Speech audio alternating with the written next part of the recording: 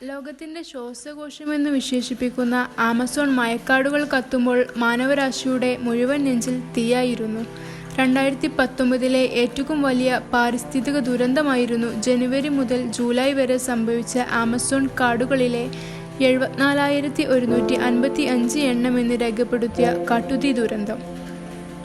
തെക്കൻ അമേരിക്കയിലെ 9 രാജ്യങ്ങളിലായി വ്യാപിച്ചു കിടക്കുകയാണ് ആമസോൺ മഴക്കാടുകൾ. 5 മില്യൺ ചതുരശ്ര കിലോമീറ്റർ വിസ്തീർണമുള്ള ഈ വനാന്തരങ്ങൾ ആഗോളതാപനം ചെറുക്കുവാൻ നമ്മെ സഹായിക്കുന്ന വമ്പൻ കാർബൺ ശേഖരണമാണ് നടക്കുന്നത്.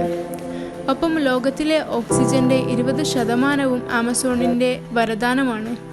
കൂടാതെ 30 ലക്ഷത്തിലധികം വരുന്ന സസ്യമൃഗാദികളുടെ ആവാസ കേന്ദ്രം കൂടിയാണിത്.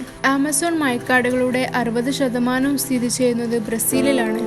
ലോകത്തിൻ്റെ മുഴുവൻ സ്വത്തായ ആമസോണിനെ തീ വിഴുങ്ങിയപ്പോൾ ഏറ്റവും നിരാശാജനകമായ കാഴ്ചയായിരുന്നു ബ്രസീൽ സർക്കാരിൻ്റെ നിസ്സംഗ നിലപാട്.